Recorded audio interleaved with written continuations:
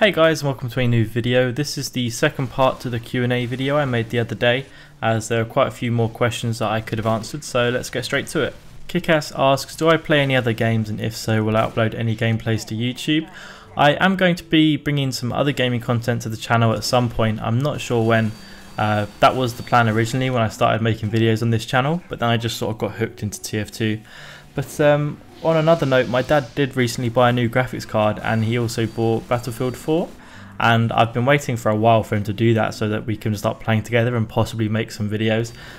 So you know, we'll see what happens on that front, and I'll keep you updated. Superjack asks, if I could change one thing about the TF2 trade system, what would I change? I would have to say I would add the ability to add more than one of the same item, because individually clicking on keys and refined is kind of tedious to do, especially if you're doing it in the triple digit mark. So I don't know, an option for you to click on an item and then add X amount, that would be nice, I guess. Pure Beef asks, have I ever owned and will I ever own a painted cow mangler? Quite a specific item to ask about, but yeah, I did actually own two of the balaclava painted ones, probably about half a year into my trading career, if you want to call it that. But yeah. Sir Xenomance asks, whereabouts in the UK do I live? I used to live in Kent in England, but I recently moved to London within the last few years for my university course. NR Mania asks, what is my favourite Australium item? And since I picked up the level 100 Australium scatter, I'd probably have to go with that. Or my sniper, but I play scout for the most part. Toby Fan asks what my least favourite class is and loadout. I would probably have to go with the Mini Sentry Engineer. It's just a bloody pain to play against, and I don't know, I just don't really play Engie much myself. But yeah, I really hope they get rid of Mini Sentries one day. Bradley Francis asks, do I have a Sixes team, and if so, what is its name? I am not in any competitive team on TF2 for the most part. I just play lobbies on TF2 Centre. I have considered going into competitive, maybe getting into a team, but it just sounds like a stressful experience, and I'm not at all that tactical, even now after however many lobby games, so yeah. Ben Kanjo asks if there are any other games I played before TF2. Before TF2 on Steam, I would just play Counter-Strike Source, maybe Left 4 Dead on and off, though I do get quite bored of Left 4 Dead just because there's no secret rooms or weapons. It's just pretty much the same thing throughout. Other than that, obviously most of you know I played RuneScape on my old channel and stuff, which is a game I've played since like year 6 when I was like 11 years old, so that's probably the longest time I've ever played one particular game, though I don't plan on going back to it probably ever again. Alex Ginty asks, if I woke up tomorrow and I was the most sub 2 person on YouTube, what would I do first? I would probably offer PewDiePie a shout out on Twitter just to be all funny about it, but other than that, I would probably just order a load of pizza, get loads of drinks, and invite all of my close friends around to celebrate. But yeah, interesting question. Johannes asks, what was the first game I ever played? Now I can't remember the first game I ever played, though I can remember some of the earliest. One of them would have definitely been like Spyro, Rayman on the PS1. But even before that, my dad got one of his friends to lend him a Sega, and I did play Sonic the Hedgehog for quite a while, and I was heartbroken when he got rid of it. Other than that, I do remember getting a Game Boy Color with the Pokemon Blue game, and I was really angry like in the long run because my brother got Pokemon Yellow, which basically meant he was allowed to get all of the primary Pokemon in the beginning, like Charmander, Squirtle and Bulbasaur. So one day when I was just an evil kid, I started a new save and traded all 3 Pokemon over like each time, and I got over it after that. But yeah, it was just unfair, man. Blockboy asks, where do I see myself in 5 years? Still a YouTuber and TF2 trader, or perhaps with a wife and kids? I honestly can't see myself in 5 years with a wife and kids, though I have witnessed people say that and then they're married like literally the next year. So I don't know, I'll just take life as it comes and we'll see what happens. As far as TF2 and YouTube goes, I hope to be doing YouTube for as long as I enjoy playing games, and even if I do maybe, you know, grow out of it, I might be making other videos like IRL vlogs and things of that sort. Though, you know, I've played games all my life, so I don't think I'll ever, you know, grow out of it. Yuko asks, what's my motivation for trading? By that I imagine he means where do I get the motivation from. So to answer that question, I would say I get the motivation from achieving goals and knowing that I can do something, sort of stepping stone from stepping stone. I never really got into trading on RuneScape. I just wasn't really that patient. I didn't like the idea of merchanting, so to speak.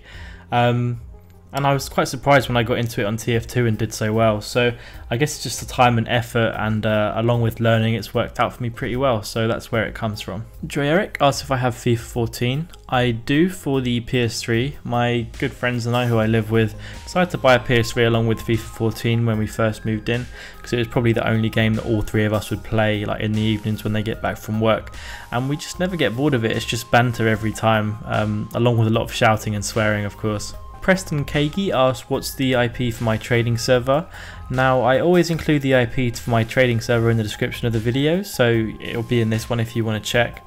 But yeah, it's a 32 slot, and usually it's populated in the evenings, mostly EU players, but you know, anyone can join. Salmon King asks what was my first unusual. The first unusual I ever owned was the Stormy Storm style helm, and it's something that I unboxed too, so that was always nice. Though I've never actually unboxed a hat worth more than 3 buds. Not to complain, of course, but I've unboxed I think 5 unusuals, and they've all been pretty low tier. Frank asks, is my dad as good as FPS games as me? I would say probably not overall, but he's probably a better overall player at Battlefield, because he'll actually play the objectives and help his team out with like marking players, giving them medipacks and ammo. If I see a player in the distance, instead of marking them, I will literally just try and get the kill myself, because that's how selfish I am on the game. But I don't know, generally when we play I do have a higher score, so it depends what you mean as what by good. Hamza asks, why can't you post videos faster? Now, I would say I've picked up the pace with the videos in the last month or so, putting out 2 to 3 a week, but if you want more than that, it's probably going to have to wait a while, because I'm still getting used to putting out this many. Though when we've established a few sort of specific series and days that I put them out, it'll be easier to work around that, to, you know, have little one-off videos and stuff. Which will obviously mean more uploads a week, so hopefully that makes sense. James Walker asked what it was that made me start making videos and when I started. On my old channel I started making videos in 2010, and it was mostly PK and commentaries and, you know, PvP sorts of videos on RuneScape, and I decided to start doing that because I watched a few of them on YouTube and I thought, you know, I could probably do this. I'm a fairly good PKer, so I downloaded some recording software. I think it was Camtasia, along with Sony Vegas, and I, you know, made a few videos, which actually picked up a good response like early on. Sync Trizon asked what my favourite season of the year is. I would have to say winter, because it's always nice to be indoors when it is cold outside, but I rarely see much snow, so when I do, it is quite an exciting thing, even though I'm like 20 years old. And obviously Christmas is in the winter, so it's just awesome for that too. Chaotic Sloth asks, with keys, would you suggest trying your luck on crates or keeping them as a currency, especially for someone just starting out within the trading economy who doesn't have a lot of money to spend on keys? If that's the case, I would definitely say keep the keys, because you've got to be prepared to get like nothing from unboxing, nothing good anyway. As far as if that's the position you're in, I would definitely say maybe just unbox 1 or 2 every now and again with the profit you get from trading with the keys. What I've found is people tend to have far more luck unboxing if they just unbox 1 or 2, because I've seen plenty of people go on unboxing sessions and get absolutely nothing unusual wise. So, and then even if they do get an unusual, they're really unlikely to get one that they profit from, because they've obviously used so many keys. So yeah, definitely keep the keys and trade with them, and I wish you the best of luck with that. But I do hope you guys have enjoyed this video. I picked a good number of questions, I think, the best ones I thought that were submitted. So thank you to everyone that did ask your questions. I probably won't be doing one of these for a good month or 2 till some time's passed. And yeah, the next video should be a live commentary, I'm pretty sure. Sorry that I didn't upload this on the weekend. I managed to lock myself out of my house, and yeah, I won't go into that too much, but I will see you next time. Bye guys.